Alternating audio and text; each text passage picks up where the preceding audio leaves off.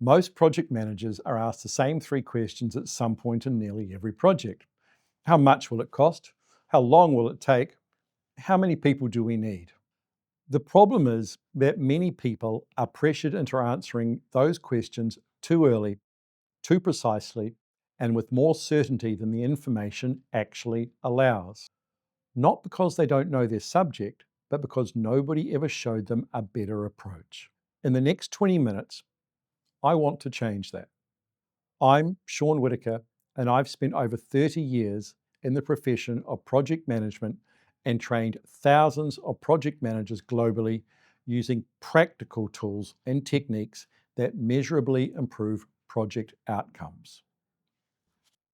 Those questions about cost, time, or resource estimates often come from a manager, sometimes from a client, sometimes from a senior executive. Very often, they want an answer immediately, they want a single number, and they want it delivered with confidence.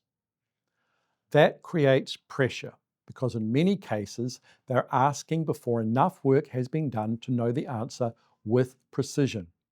Yet many people still feel they need to respond with one neat number. 3 months, $200,000, 4 people. And that's where many projects start to fail. The moment you provide one precise number, certainty gets implied where certainty does not exist. A prediction gets mistaken for a commitment. A rough early estimate gets treated as a fixed promise. Projects are started based on expectations that no team could ever successfully deliver. When that happens, the project manager is usually the one who has to explain why. Not the executive who demanded the number, not the client who said they needed an answer today, the project manager, the person who gave a precise answer to an imprecise question under pressure without a better way to respond. So, in this video, I want to give you a better way to think about estimating, and I want to walk you through practical estimating techniques that you can use immediately in almost any type of project. By the end, you'll have a clear, defensible way to respond the next time someone asks you how much, how long, or how many people at any stage of a project in almost any environment. These methods apply whether you work in construction, software, engineering, operations, healthcare, consulting, government, education, events, logistics, manufacturing, or any other environment. Let's begin with the most important principle of all. An estimate is not a fact. An estimate is simply a prediction of the future cost, time, or resources required based on the information available at the time the estimate is made. Unless you can see or control the future, you need to accept this. That means that the quality of an estimate depends heavily on how much is known when the estimate is prepared. Early on in a project, uncertainty is normally high. Scope may still be unclear, risks may not yet be identified, technical challenges may be hidden, stakeholder expectations may differ. Market prices may change, key people may not yet be available. So, when someone asks for an estimate early, the honest answer is usually not a single precise number. The honest answer is a range supported by assumptions, confidence levels, and an explanation of what would improve certainty. That is what professional project estimating looks like. Single numbers create false certainty. Ranges create realism. Realism leads to better decisions. Now, let's move on to some practical estimating techniques. The first technique is rough order of magnitude estimating. You may also hear it called a class 5 estimate, a ballpark estimate, back of the napkin estimate, or early stage estimate. This is used when limited information exists and a quick indicative answer is needed to justify further action or investment in the project.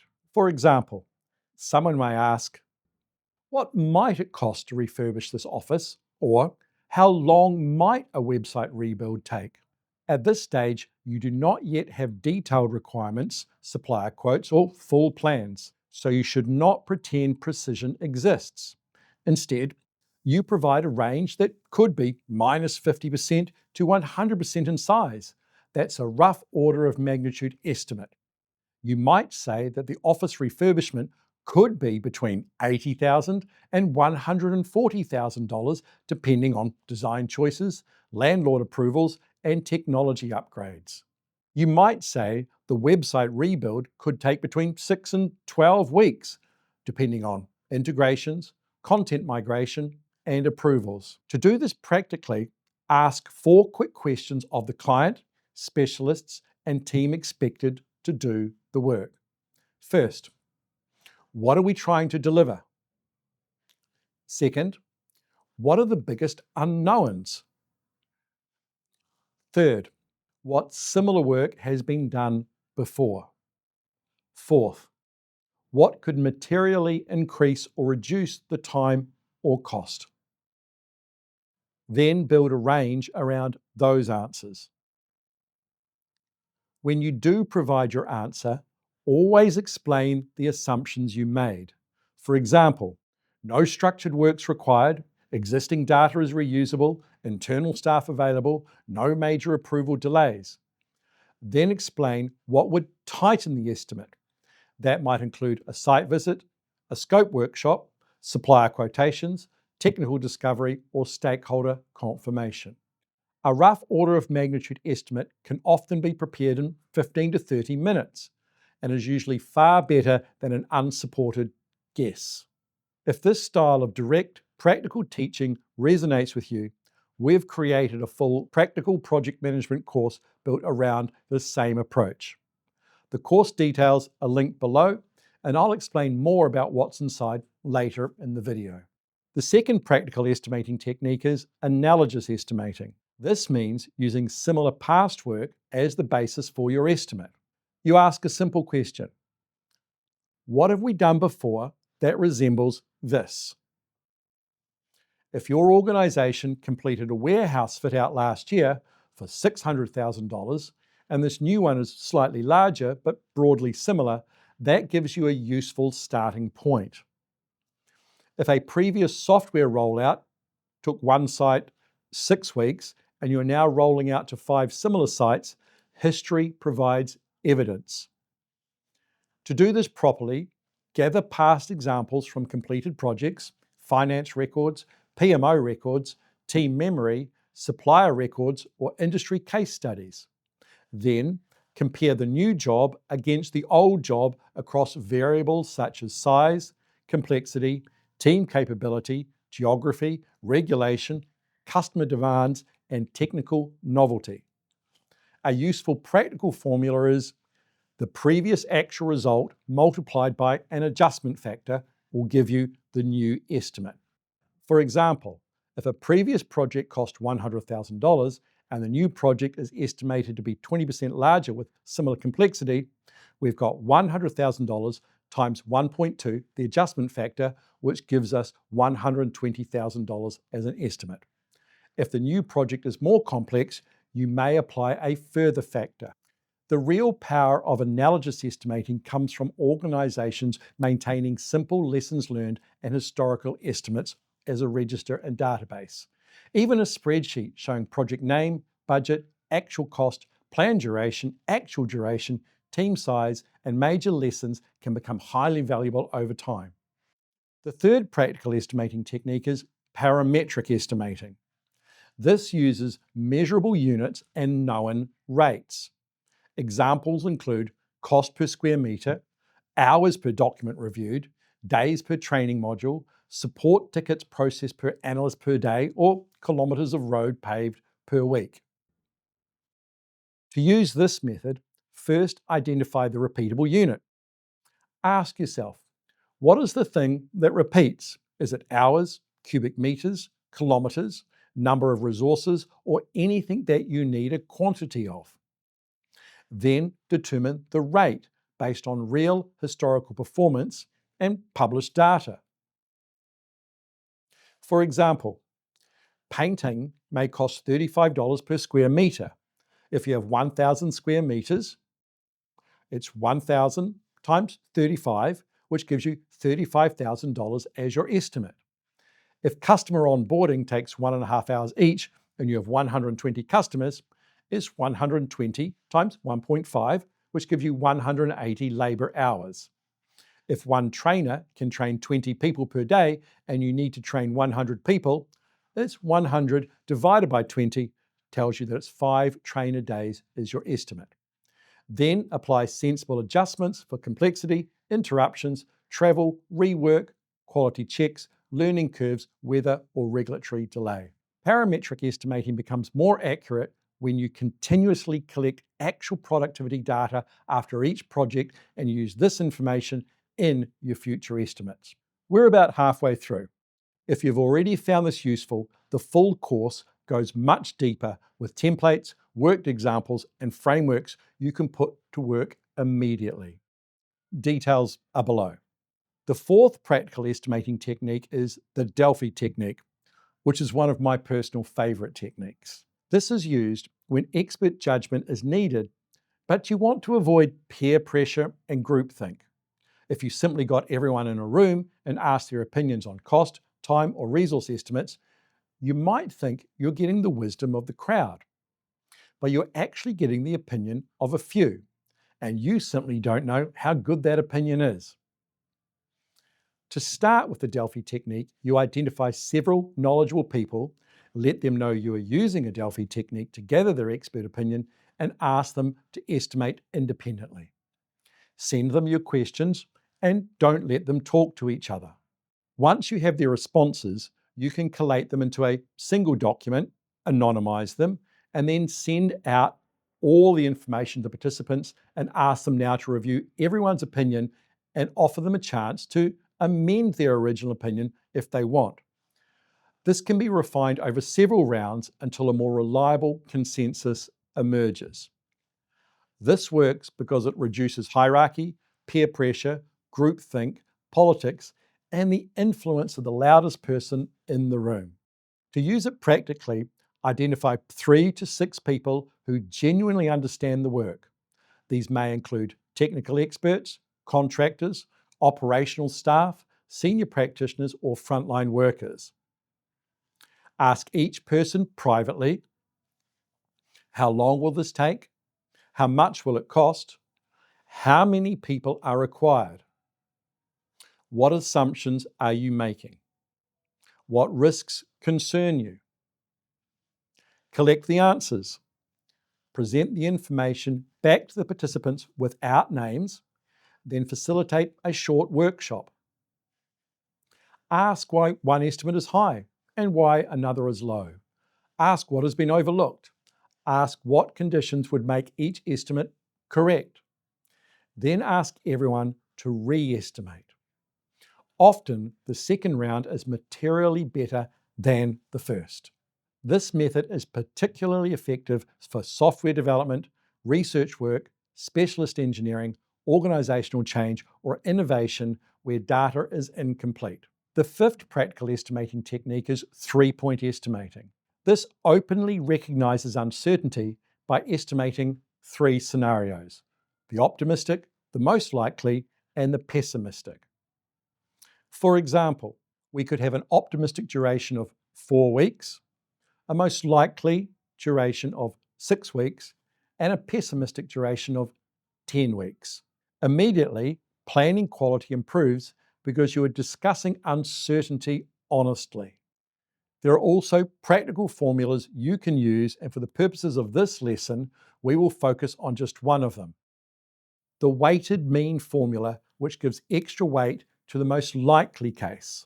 The formula we're going to use is the optimistic plus 4 times the most likely plus the pessimistic divided by 6. Using the same numbers as I just mentioned, we have 4 plus 4 times 6 plus 10 divided by 6, and that gives us 38 divided by 6, which gives us 6.33 weeks, which represents our mean. To understand variability and calculate standard deviation, we use a simple formula of pessimistic minus optimistic divided by 6. So, using our example, we have 10 minus 4 divided by 6, which equals 1 week, which is our standard deviation and gives us an indication of spread. Now we can get more detailed here because we know that one standard deviation either side of the mean in a normal distribution will include about 68% of that data. Two standard deviations either side of the mean will include about 95% of the data, and three standard deviations either side of the mean will include about 99% of the data. Now, we could go off on a tangent here and talk about developing your own deviation of historical data, which will probably not be a normal distribution, but for our purposes and our example today, we will assume a normal distribution. So, with this information, a rough confidence range can be estimated. Using the expected duration plus or minus one standard deviation provides a central range that contains approximately 68% of likely outcomes. Using our example, 6.33 weeks was our mean. Add and subtract 1 week from that, and that gives us a planning range of approximately 5.33 weeks to 7.33 weeks. And if you only use the upper value of 7.33 weeks, this represents roughly an 84% confidence level, often referred to as a P84 or P80. This is a useful and simple practical guide, although actual confidence levels depend on the quality of the estimates and whether the underlying assumptions are realistic. To use this practically, ask the team these three questions for each major task. What if everything goes well? And that'll give you your optimistic. What is most realistic for your most likely? And what if key problems occur to get your pessimistic? Then record the assumptions behind each scenario. This is one of the fastest ways to improve planning maturity. The sixth practical estimating technique is reference class forecasting. This is one of the most powerful approaches available because it uses real outcomes from similar past work.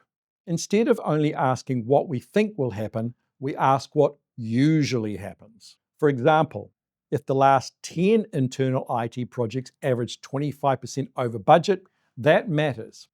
If comparable road projects average 6 months late due to utilities relocation, that matters. If product launches consistently needed twice the planned marketing effort, that matters. To use this practically, gather data from internal completed projects, PMO records, finance systems, professional bodies, government reports, benchmarking studies, or public case studies. Having your own growing database of actual historical data with trends, means, distribution shape, standard deviation, and common causes of variance will steadily improve the accuracy, credibility, and maturity of your future estimates. Reference class forecasting acknowledges that the best indicator of future performance is actual past performance. Now, you might be asking how reference class forecasting is different from analogous estimating that we've already covered. Analogous estimating uses one or a few similar past projects as comparison points to estimate the current job, whereas reference class forecasting uses data from a larger group of comparable past projects to identify actual outcome patterns and statistically adjust for optimism bias. Take this information and then calculate averages, median outcomes, overruns, delays, and common causes. For example, you could have an average planned duration of 20 weeks, an average actual duration of 26 weeks. This suggests an approximately 30% uplift factor. Future similar estimates may need to be multiplied by 1.3 unless clear evidence suggests otherwise. Reference class forecasting helps counter optimism bias, wishful thinking, and political pressure. It replaces hope with evidence. So, it's up to you to learn those practical estimating techniques, figure out which ones are right for your project depending on the stage it is at, how much is known, the amount of uncertainty, complexity, and your own competency, and then next time someone asks, how much, how long, how many people, try responding like this. Based on what we know today, the likely range is X to Y. Our current best estimate is Z. The main assumptions are A, B, and C. Confidence will improve after further scope definition and planning. This is a professional and practical answer. It demonstrates honesty, competence, and judgment. So, remember that you do not fail because your first estimate was imperfect. You fail when uncertainty is hidden. You fail when assumptions were never stated. You fail when no evidence was used. You fail when estimates were never reviewed and updated. You fail when guesses were treated as commitments. Estimating is not fortune telling. It is disciplined forecasting under uncertainty. And people who can do it well become highly valuable in organizations, and projects have a greater chance of success. Everything I've walked you through today is just one part of the Practical Project Management course. I chose estimating because it is one of the highest leverage skills a project manager can develop, but it is only one piece. The aim of the course is to give you a practical way to plan, manage, and deliver projects in real environments. Inside the course, we cover the tools and techniques you need to lead successful projects, including how to choose the right projects for the right reasons and set them up for success from the beginning. How to fully define what is in and what is out of the project scope. How to use practical estimating techniques to develop realistic budgets and schedules. How to successfully manage changes to your project. How to plan for uncertainty and risk to maximize project success. How to be an effective communicator and manage stakeholder expectations and build high-performing teams. How to develop and build your own appropriate project management methodology. The course is built for both working project managers and those stepping into project management roles, people who need to apply what they learn in real environments, not pass an exam and put a certificate on a shelf. Project managers who have applied these methods tell me the same thing. Not that they suddenly had all the answers, but they had a defensible professional response to the questions that used to be put to them on the back foot. That shift in confidence and the credibility it builds with managers and clients is usually the first thing they notice. The course includes video lessons, practical exercises and templates you can adapt for your own projects. It is delivered online, so you can work through it at your own pace and return to the material when you need it. All the details, including what's covered in each module, are on the course page linked below. A couple of things I hear from people considering the course. The first is whether it suits someone who is relatively new to project management. It does. The course is built from first principles, so you don't need prior qualifications or a specific background to get value from it. The second is whether it applies outside one particular industry. I've taught these methods to project managers working in construction, technology, government, healthcare, and consulting, among others. The principles are the same across all of them. What changes is the context you apply them in. Every project you estimate without a clear method carries unnecessary risk. If you want a more practical and defensible way to plan, estimate, and manage project work, the course is ready when you are. If you're serious about becoming the kind of project manager that organizations rely on, click the link below, review the course details, and enroll today. Everything I've shown you in this video is just the beginning. I'll see you inside.